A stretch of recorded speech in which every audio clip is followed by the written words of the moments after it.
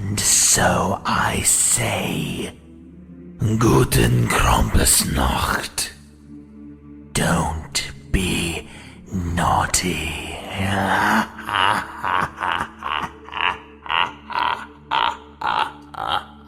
Hey, yo, what's good, man? It's your host, Cleve. Welcome to the Third Coast Podcast with my man, Joe. What it do, Gators? What it do, man? It's your host, Cleve. Third Coast Podcast. Joe, what it do, Gators? Joe, what it do, Gators?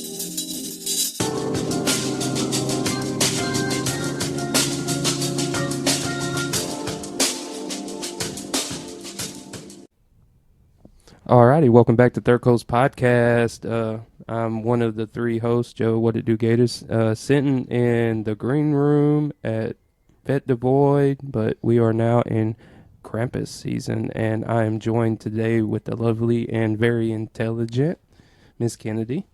Hello. Welcome to Third Coast Podcast, and as always, the one, the only, Chuck. Ho, ho, ho, bruh.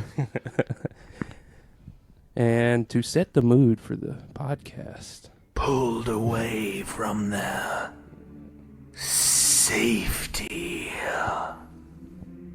and dragged down to what you have come to know as hell. So, if y'all don't know, listeners, Krampus is in full effect. The Krampus Gumbo Cook-Off on the 9th. Yeah, I'd say that anytime I'm in this room, that something's definitely in full effect. This room has got some history to it. Yeah, I like the Christmas tree in the background. Yeah, And I mean, the- it is the season, you know. And the tree falling down in the background. Got that. Yeah, I don't know what that was, but maybe you were in a warehouse, you know. You got warehouse sounds going on. We must have summoned Krampus for real on here. It is what it is, you know. There's a lot of work going on inside of this place right now. You know, we're hunkering down. There's a big storm a brewing, supposedly. And jumping right into that, that's already, you know, I know I overheard you talking about y'all have backup plans in case of the nice Louisiana weather that we got, as always. But Man, that's the beautiful thing about this property. It's just we have contingency plans for everything, and some of our best experiences out here have been through weather and through some of the most torrential Louisiana shitstorms that you've ever seen. You know, not including weather. One thing we know how to do is party through the weather. That is something the South gives you. yeah, and gives you plenty of opportunities for it too. Also, with the Krampus Gumbo Cook-Off, how many teams do y'all have participating this year? 15. Do we have 16 or? Yeah, 16 teams. We have a deadline that registry cuts off on the 1st of December, but it's for a good cause. So if anybody wants to register late, they're more than welcome to. To me, it's just to be able to put together a lineup and let other teams know who they're competing against. There's a meme award, actually, that it's basically like internet shit talking that goes down throughout the whole thing. So I like to let the competition know who they're competing against. And, and you know, it just makes for better rivalry. But again, you know, I mean, I'm sure we'd cut off registration day but I think we're at 16 teams, I would say, as of right now. And there was, 8 last year or 7? I think there was 10 teams 10? last year, yeah. Well, just more than I remember. Yeah, That's me great, too. though. It means it's growing and it's getting bigger and bigger, so progress is always great. And y'all have two organizations, right, that y'all are mainly driven behind for this event, right?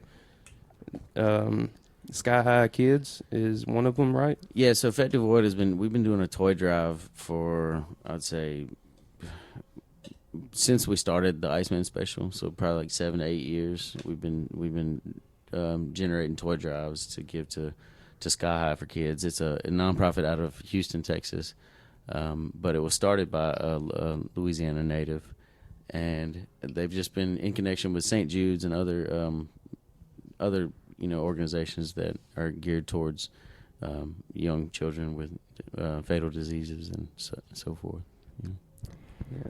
Yeah, and we're also donating to Save Sin Law, which is a new organization that honestly we just learned about a few months ago. Charlie's Uncle Rick asked us, like, hey, I went and did these classes. You guys should check it out. It's this mom and dad who lost their son, and they go around the parishes of Louisiana and teach certified classes. Like, even if you're going to school for something or you're, in a medical field, this is a certification you can get, and it's 2-day classes. Normally, I think like 350 plus, a class. It's 2 days. They do it every other weekend, basically, all around Louisiana, and they teach people about suicide awareness, mental health awareness, signs that you can see in people, and being able to talk to your friends and ask them questions like, do you feel suicidal, and things like that. So we're really excited to team up with them, and they're also on a gumbo team. Yeah. Oh. And they put these classes on, and with the help of their sponsors, they offer these 8-hour-a-day courses for free with the help of sponsors. So we're able, as a nonprofit, to sponsor them. It's kind of like a partnership. So all of the money generated from gumbo teams this year goes directly to Save Sin Law, and it allows them to offer these classes to people for free. And it's just, it's a good thing for us to get behind and, delete the stigma that mental health and depression and things like that isn't just a, it's a disease just like any of these other ones, and we should treat it that way, Man, that's y'all do such wonderful work every year out here, and to expand it on so many different levels is just great to see. And I do like the layout too this year that y'all have, and especially the memes. I don't know if y'all ain't seen them, but y'all need to go to Facebook at Fet Devoid, or any of our Fed Devoid. A lot of it is steered at Instagram. A lot of people are posting the memes through Instagram, but we've got a few select teams who have created their own Instagram handles, and they've been pumping out the memes like it's their job. And it's a great way to get everybody involved and everybody, to recognize that we're doing something fun, and it's like, it's healthy shit talk, It's friendly competition. Friendly competition. There ain't nothing wrong with a little friendly competition. And I say healthy, very, lackadaisically. So with putting this on this year, what's the differences between this year's Krampus and last year's Krampus that stands out the most for y'all so far? So, Krampus, it started as a trash pickup, like we were out here during the off season after Fet Du Void, and we were like, we're a nonprofit, we need to start doing something beneficial to the community in Oakdale and wherever we can, even if it is just our immediate surrounding area. So what we started doing is we created the Krampus cleanup. And it was just, a group of friends that would meet up during the holiday season and be like, instead of, expecting gifts or whatever that you normally do with your family, let's all get out there and put a trash bag over our back and pick up trash, And it's just been, it evolved from there. Like we would clean up trash for 3 days, and then we would have a party at the end. And that party eventually became, an idea for a gumbo cook-off and charity event. So it's just grown. Everything we do, we try to do something small, and it just ends up being big, which is not a bad thing, but it is what it is. We kind of, I feel like, unleashed the beast last year by starting the gumbo cook-off, everyone. It was like the 10 teams that did participate. I feel like we've been blessed this year as far as Void and Krampus, and like everything's doubled in our sizes and morale. And I think it really got everyone excited about, this year. And I mean, it's really beautiful to see. Yeah, we unfortunately, thanks to my place of employment, put me out of competing. Me and Cleve competing, but we'll be here Saturday definitely to try a lot of gumbo and put a token in this year, and then next year maybe if the planets align, we'll bring Team Rougarou onto fruition. There you go. But I actually forgot to bring them, but I do have some toys for the toy drive. I sent you that picture last night.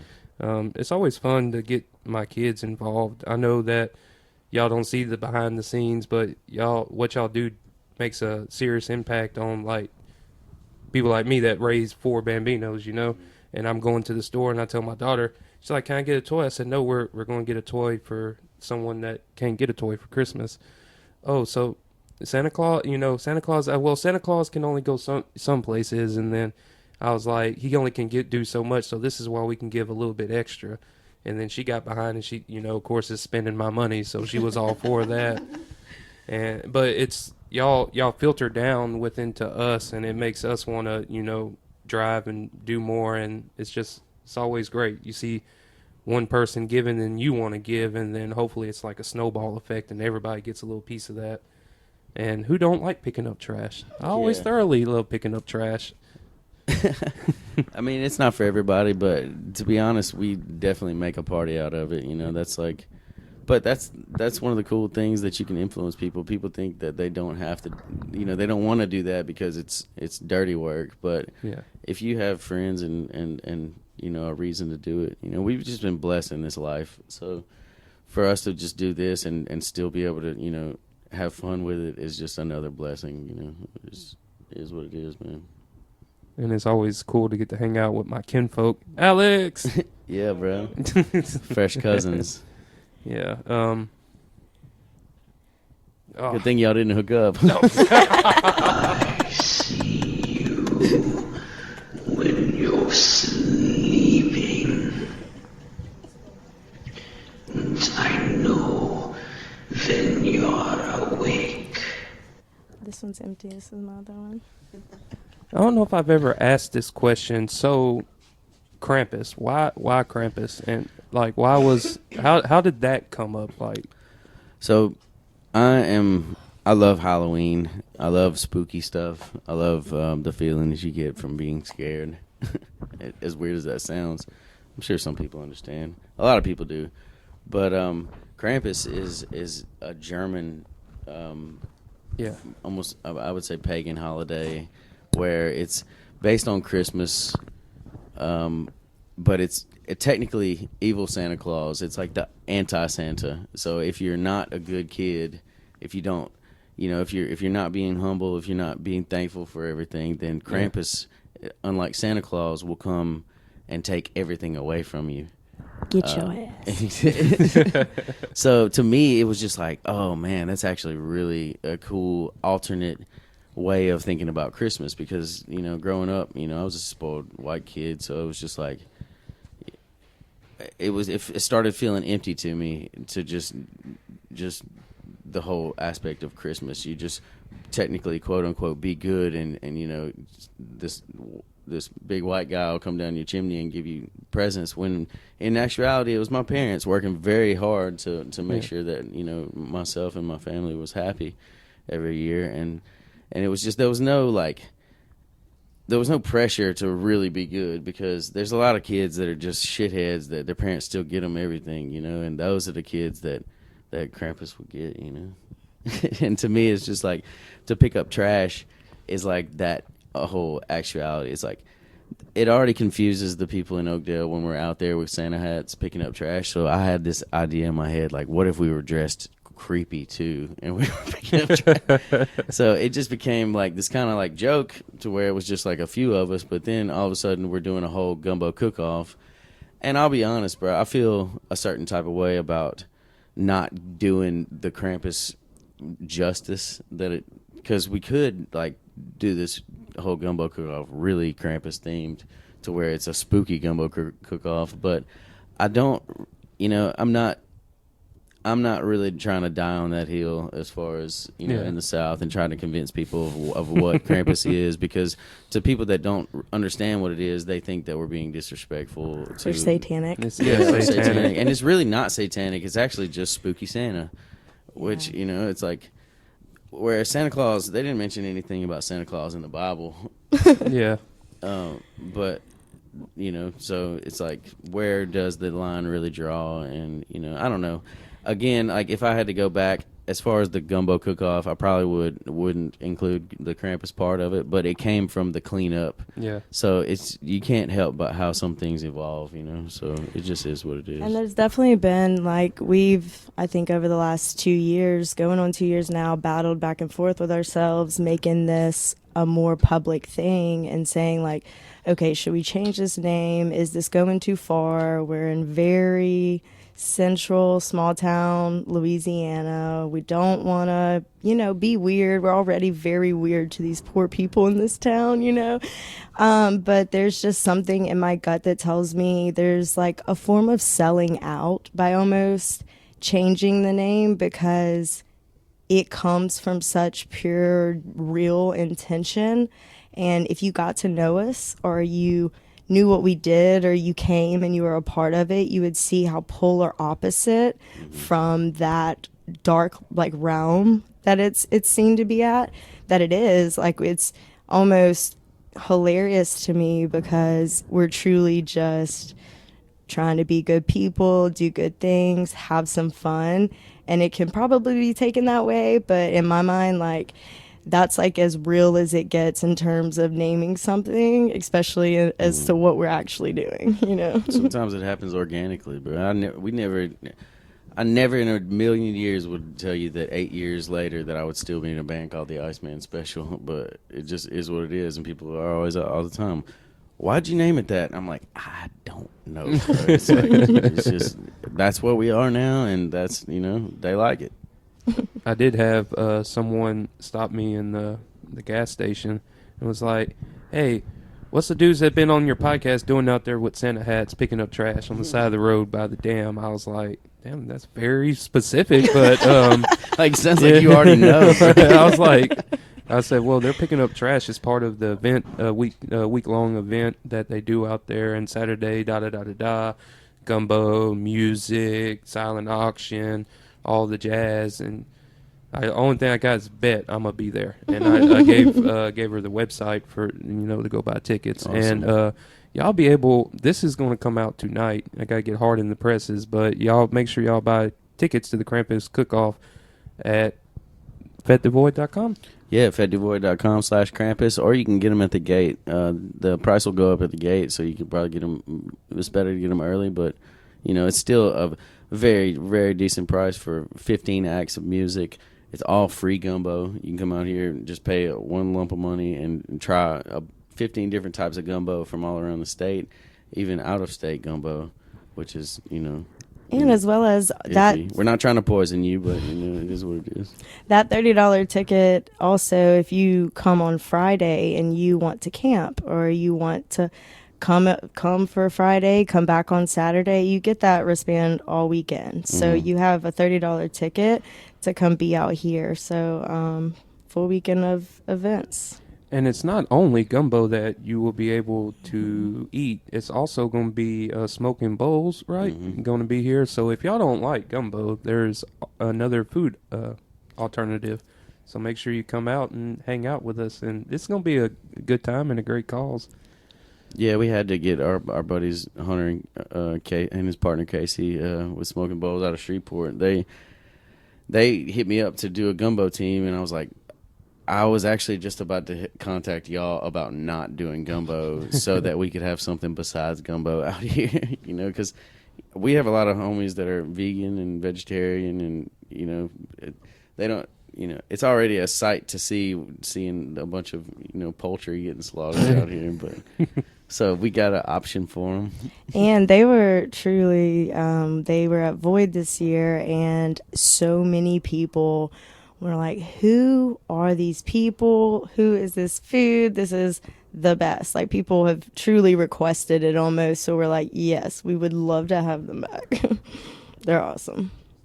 And it's crazy the network that y'all have and the different people that y'all can reach out to, and just like they were excited to just come down and do the gumbo cook-off, and, you know, so that's fire. Ain't that what the young kids say? That's fire. That's fire. No cap. No cap. For real. I love to watch Charlie's nieces and nephews watch him try to say things like that. I didn't think I was old until I started talking around my nieces and nephews, and they're like, "Oh God!" They're like, everything I say, I make them cringe, and I'm just like, "Whoa, when did this happen?" Not to get too far off topic, I do that with my boys because they're starting to get to that age, and I, you know, we go to the store or whatever, and I'll be like, hey, you know, they get drinks and snacks or whatever. They put it on the counter, and or I'll be messing with them because I know that they get embarrassed in front of the cashier ladies or, you know, dudes or whoever's behind the register, and be like, hey, Charles, that fudge Snicker bar looks fire. And he's 14, and he'll turn red in the face. Be like, don't say that. Next thing you know, he'll have you dropping him off at the corner to go in the gas station, bro. That's how it goes. Truly. That's how it goes. No, speaking of you letting the gas station clerk know, that's what I've been doing, is going around the people in Oakdale that work in Oakdale. Yeah. And like just saying, hey, y'all are already here. Y'all want to go to a gumbo cook-off? You know, like those people that work at Why Not Stop and at Buddy's and stuff. Like the people behind the cash registers are the ones that I'm like, I feel like you would like to come out here. You know? Yeah. Y'all do have you said the other night y'all told me about Jimbo's is one of the teams. Yeah. That's Actually, wild. Ken's dad is sponsored by Jimbo's Packaged Liquor. Their team will be called Jimbo's Elite. They're actually the late registration. Jimbo's Packaged Liquor is owned by AJ's wife Megan. Her dad owns Jimbo's, and it's been a staple in Oakdale for a while. If anybody hears this that's coming, we have some small businesses in Oakdale that you have to hit before you hit Walmart, before you hit just the big gas station that you see.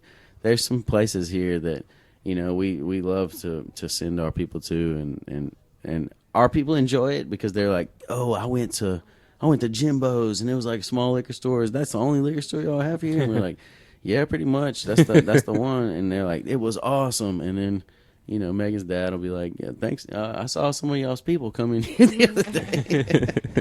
No, They was hula hooping in the parking lot. Easy Basically. to point out, huh? No, anyone can 100% find our people if they're out and about in Oakdale. It's the ones that are smiling, you know. Truly. You know, that's very funny because I feel like that was a true talk right there. No, but in the same breath, Yum Yum's Daiquiris as well is another, you know, business here in Oakdale. Liquor wise, obviously there are plenty more, but they do help us out a lot as well. And they have a cool like patio, and they've donated full trailers to us for Void. They donated daiquiri machines. We're really lucky with the group that we do really connect with in Oakdale, because when it comes to small town Louisiana, everyone has everyone's back in ways like that. You know, it's really beautiful to see in hurricanes and big events and graduations, like to really see people who show up for other people. It's beautiful. Speaking for showing up for other people, thank y'all too for always, you know, coming out like to New Orleans, you know, D-Max, and then of all things coming to watch me play the trombone after all them years in the stand, sounding like shit. But Bruh, I got a good video of that I want to send to you. Me too. That was actually the highlight of the homecoming game for us. We were like, okay, we'll watch Joe for 5 more minutes. Okay, and then we'll go. Not even the game. Yeah, I didn't know any of those players out there, bro. the only player I know is Loomis has a son that Really? plays out there. But other than that, I'm so disattached from Oakdale sports. It could be just like probably in high school at a certain point. Man, I mean, that's one of the things that I really wish that we could get into is being. I mean, one of the next fundraising type of things I want to do out here is to generate some money for the band, because I see, the work that the band leader puts into it, and like, I want kids to know that that's cool, man. Like that, join the band, because I was a punk in school, and like I just, I started out in everything and I ended up under the bleachers, if you know what I'm saying. Yeah. But it was just, if we could in any way help with, especially in local community, for kids to get back into art and music and be able to express themselves in different ways other than, the norm around here, because there's so many kids that feel out of place because they don't, just like hunting and fishing. And I'm not knocking that, but that is just a major part that parents, if you're not hunting, fishing, and baseball and football, then, you're... What are you doing? Well, Yeah, then yeah. it's a real thing. Then the kids do other things, which is, drugs and fighting and, just getting into stuff that, that's just not cool, Or not excelling in the way they could if they had the right, Exactly. mentorship. They just need outlets, and music and art is one of a huge outlet. If you don't want to sit on the bench in school, bro, if you don't want to sit on the bench in a football team, then pick up a trombone, or not that you sat on the bench, bro. I'm just saying. No, you're fine. Well, no, because it's a real thing, and I think it's also obviously anyone who has a kid who plays sports, or any kid who plays sports, has probably a parent who definitely pushes them, either A, lives vicariously through them, or is ultimately just trying to put them in something that gets them maybe a scholarship, or gets them into this, or gets them into that. And when in retrospect, like, we never even had a band at Elizabeth. Like when I grew up, we didn't have a football team. No arts extracurricular, no music extracurricular, and truly it's something that it's like golf. Like people say, I'm quoting my dad right now, I hate that, but it really is something that lasts through your life. Like you can do music and art forever, whereas sometimes people are shooting to be the top and the best at football or whatever, and ultimately don't get into that thing and don't do that, and leaves them a little probably wondering for a while. So I don't know. It's a major letdown, when you spend your whole life working towards, and all of your superiors are saying, you're going to be a professional ball player. I know it, and then you get to, or maybe you're not that good at academics, and you're not good at that school, or you're just not that. Like the chances of you becoming a professional sports player, It's like less than 1%. Exactly, but the chances of you being able to enjoy the guitar or enjoy playing music forever is way higher. Not to say that you're going to be a famous musician, but the feeling that I feel when I play music and I can play with my buddy or something, that makes me want to live more, and it makes me want to, it's a certain type of zen, a certain type of, outlet that I can, that's not sabotaging myself, And I don't know. I lost my train of thought just now, and I was about to go off of that. No, but it's honestly really beautiful to watch, because being a part of this community and being with Charlie and growing to know all of these New Orleans musicians and all these people who are just like insanely good at what they do, but you see, I don't know, it just feels like a more natural process of striving to be great, because you're not seeking to be famous or seeking, and those exist, I've seen them for sure, but to like flow into something and to do something because you truly care about it, but without intention of being rich or the best of the best. It's like that's something that I would teach my child early on, is to develop those hobbies or those things that are just like good for your soul, because when things like that and outlets like that feed your soul, I feel like it really like feeds you as a human, and it really puts you on the path of just true intention, and rather than needing to be number one, if that makes sense. Yeah, no, exactly. And if your knees go out, you can always strum a guitar. Dude, my dad back in the day, like when my dad was in school, he used to play on the football team, and in halftime he'd go put his band uniform on and go and play music in the band. I was gonna bring up. No, when I was in high school, we had a few players that did that. Yeah. No, who was it? There was two people. Jermaine was one. Yeah, drums. Yeah, he would either come He play was a fool on the quads, huh? Yeah, full on the Yeah. quads and the sousaphone. He Yeah. loves playing the sousaphone. Does he still play? He was going to play with us, but they don't have a sousaphone at the band in Oakdale no more. They're like $3,000 a piece, and they don't have one. Oh man. But everything See, else, that's what I'm saying, bro. We gotta Seriously. get one. Bro. we start a fundraiser to get them a sousaphone. Let's go. Specifically, this is sorry I mean, guys.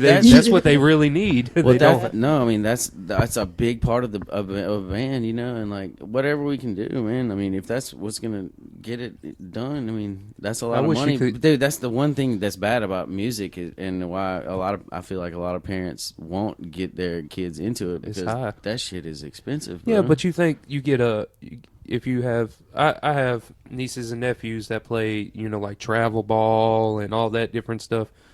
If you're out there buying $200-$300 bats, you can buy a $300 instrument. And If you're- hotels Yeah. and I mean, just the whole experience of travel ball in general. There's just you're always pumping money into Maybe it. it's the trial and error part of it, because sometimes you pick up an instrument and that might not be your one, but like that dusty keyboard, I might pick that up and that be something I'm magical on. Yeah. You get Well, trial and error too. That's why I think lessons are very important. You know, like a place where in Steve's guitar shop, he offers beginner bass lessons. He offers guitar lessons, some piano, and some other things. But like a place where kids can go and try out things. That's really key to a community and getting people involved. And again, like if we were to donate instruments to the band, the parents don't have to pay for that. They just have to sign their kids up for band, and then they have the instruments to practice on and see what they really want to play. Yeah. So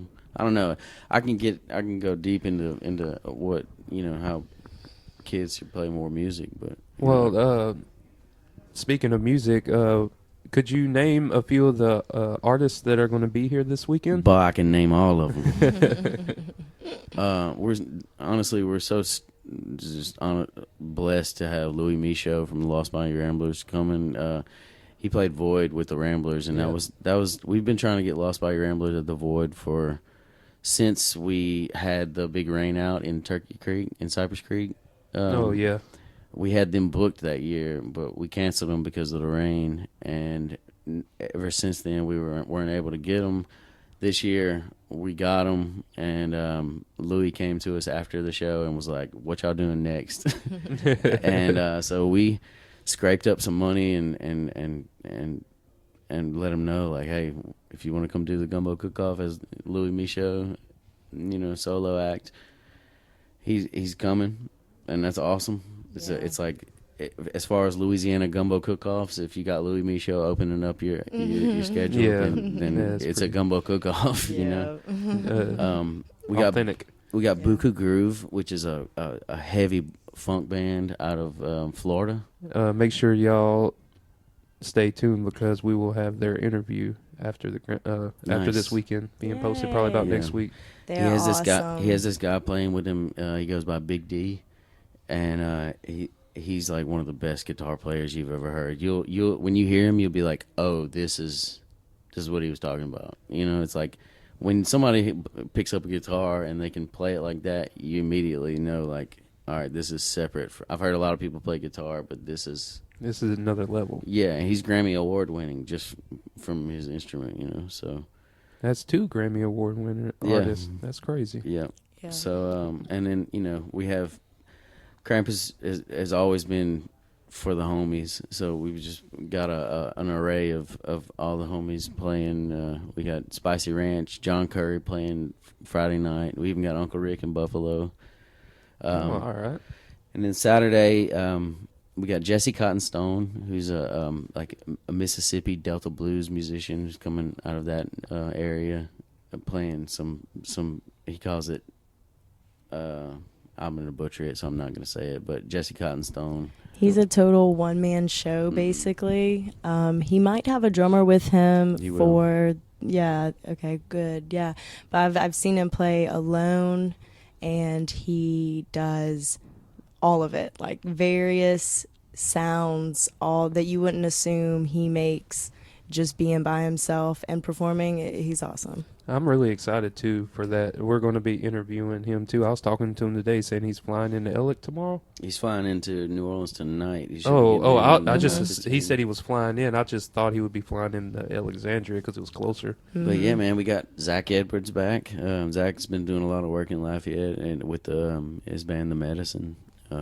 His drummer, Hunter Gerard, is doing mad work for his marketing team and just doing a whole lot for that whole Lafayette scene. It's really cool to see Zach growing and Yeah. thriving. You know, he's about to have a baby. We're happy Yeah, for him. a Bambino.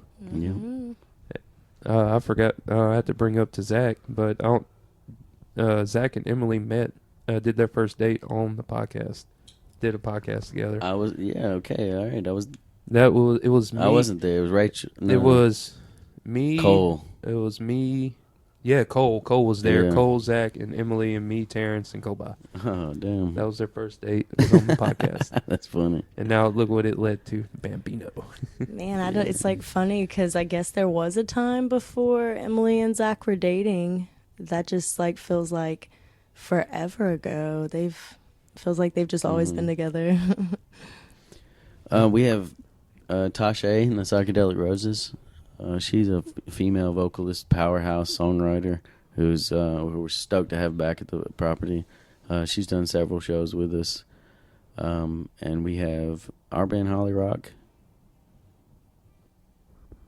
You know? Who? And then the Warehouse After Party, obviously, with Two Tone, Daraj, Lil Arto out of Lafayette, and Laser Gator. Laser Gator. That's why I was like, who's Laser Gator? That's I like, I'm the Gator, but there's a Laser Gator now too. That's dope. Yeah, so our buddy Xander, who we named this bar after in the Warehouse. The reason why we named this bar is when we first had the Plan B festival out here, Xander was one of the ones who camped right there in that little spot, and it was just a bunch of trash and all kinds of other Miscellaneous stuff. But when we came out here during the pandemic, we built that bar, and we were like, oh, this was where Xander was camping. Let's call it Xander's. Because he's, Xander himself, man, I could talk all day about how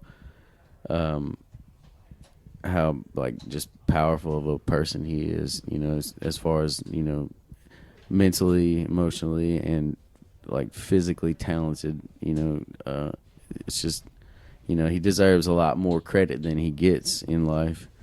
And I've just always, we as FET have tried to, let people know about this dude because he's something to see, And he's Laser Gator, bro. You're going to see it this weekend. He's the leader of our 2D Town experience, or a big part of it for sure. He decorated the full pop-up trailer stage and additional trailer that was pulled in for back there this year, and he put up fur walls and just a full display. Like, he runs visuals, plays music. He truly does everything.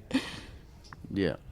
He's as far as production and music, he's all aspects. He does everything. He's a talented cat, man. We love you, Xander. There's going to be a liquid light show Hunter's going to put on, right, in the Warehouse? Actually, back to Zach's drummer, Hunter Gerard, and he's actually putting on the liquid light, Mad Milkman liquid light shows, I think is what he's calling it. But we got the whole everything. smorgasbord, bro. Hold up, we got to get some more Krampus sound. Let's do it. I see you when you're sleeping.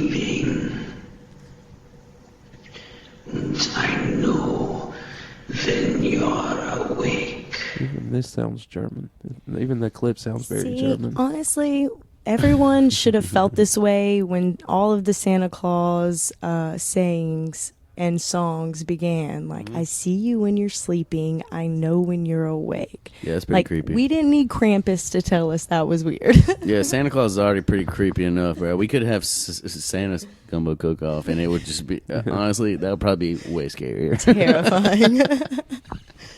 And everybody dressed like Santa Claus, let's Yeah. do that. If we ever change it, that's what it'll be. And you Gross. won't like it, I promise. that that Neither Third will Coast we. podcast exclusive coming in.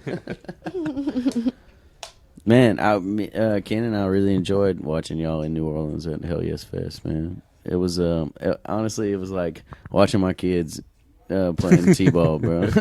I agree.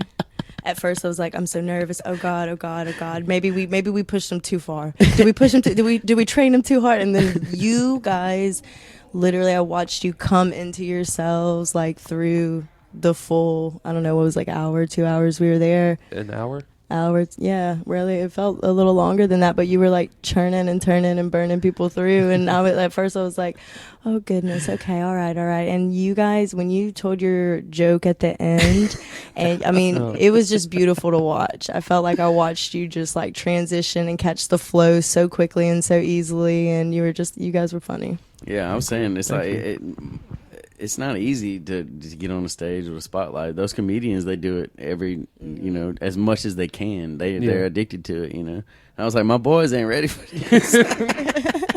But y'all crushed it, man. It actually made for, I could tell it put them out of their own element too, because I feel like they're not used to just having conversations with some genuine nice people, Yeah. like they're comedians are always kind of on edge because they're always like ready to cut each other like with a knife, but that's what I also love about this podcast, man, is that y'all are genuine people and it's easy to have a conversation, so I agreed, and was you cool. definitely. It was really cool to see people from New York and just all over, like talking with you guys, and you could still give them, like, they almost felt like and I know they had to have felt like they were being too much for y'all, they're like, okay, we are stressing these men out, but you guys are just so sweet and just Southern. It was awesome. I'm about to talk to Chris about that spotlight too, bro. Oh yeah, that it was brutal. blinding me. Brutal. Now my boy couldn't see the clock up there. He's like, what time is it? I was blinded by the light, literally. Yeah, no, but it was great, man. All those people are really cool, and Chris, I love having the Comedy House on board with us, man. To do more comedy at the Void is something that I'm looking forward to. I just want to make sure that there's a space where people are able to listen, because we got a rowdy bunch out here, and that was the one thing that we were, kind of struggling with at the Void. Not struggling, but it was new. Yeah. And we never had comedy where our fans are expected to be quiet during certain segments, because that's one thing that I've had to deal with just being a musician. You're like, all right, let's write this song that really means a lot to me, and like my lyrics are here, and like it's a slow part, but then you look out and just everybody's just yabbering at each other, like, and like a comedy set, if you're doing that, they're gonna call you out. And that's something that we're trying to introvert or integrate into our system, so.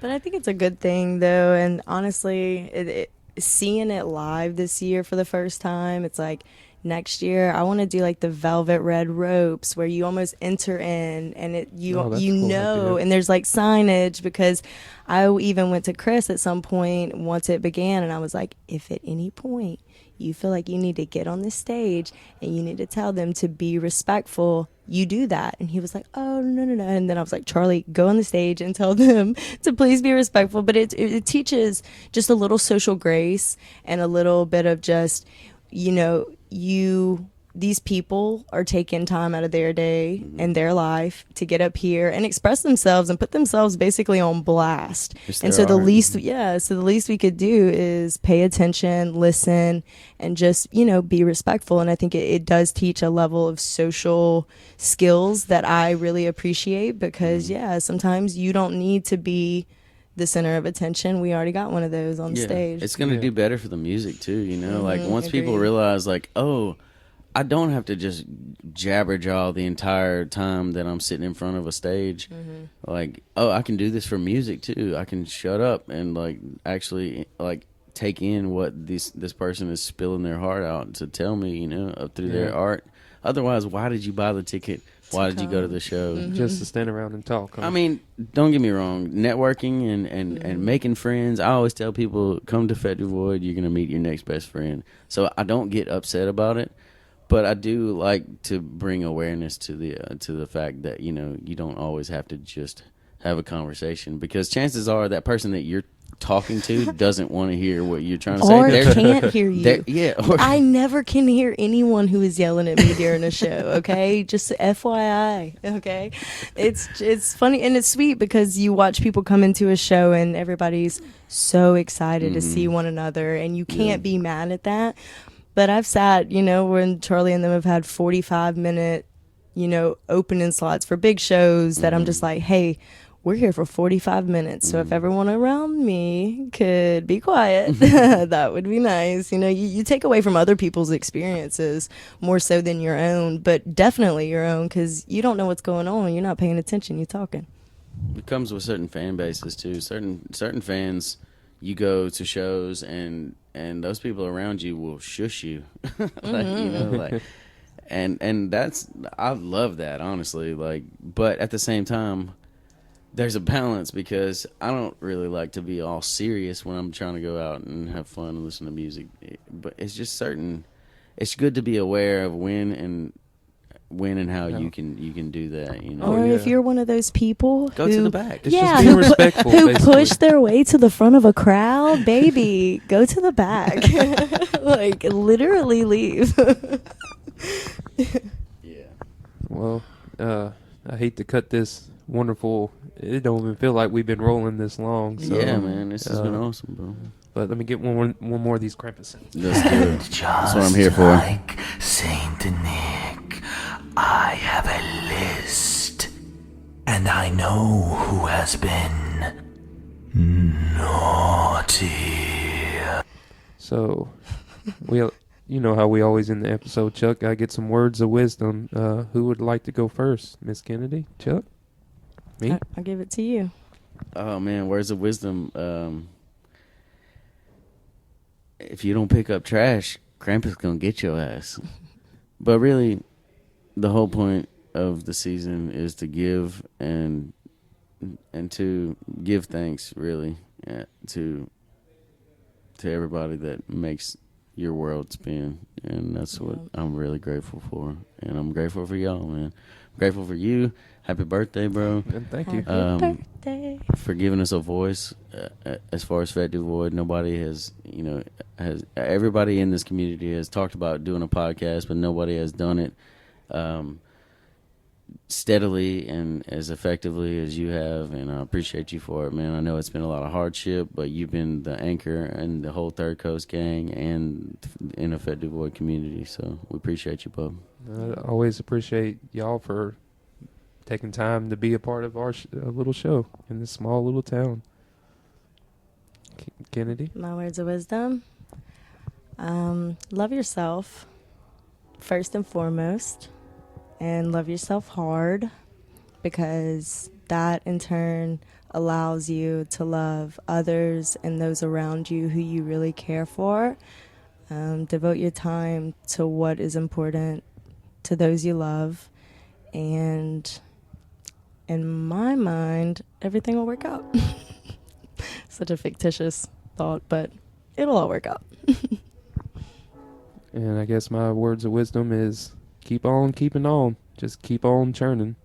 Because there's going to come a point in time in your life where it's going to end. And you're going to have a last little bit of seconds, and you're going to, that what if might be your last thought. Don't have that what if. Live your life fully.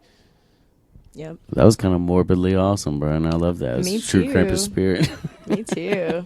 But, Hey, one day you're gonna die, and if you want to die, knowing that you did everything you wanted to do everything you want to do Yeah. don't within reason. You know, let's be real. Yeah, I mean, don't do everything. Yeah, I no, mean, like, be cool for sure. Be cool about it, but no regrets. I mean, there's no room in life for regrets. Like, follow your heart, feel what is in your gut, and you'll always be doing the right thing with intention, and it will work out. I love y'all, man. Happy holidays. Happy holidays. Third Coast Podcast. I'm Joe. What it do, Gators? Make sure y'all come out and buy tickets at FetDevoid.com this weekend, Saturday. The Krampus Gumbo Cook-Off.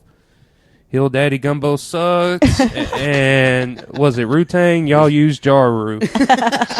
And so I say, Guten Krampusnacht. Don't be naughty.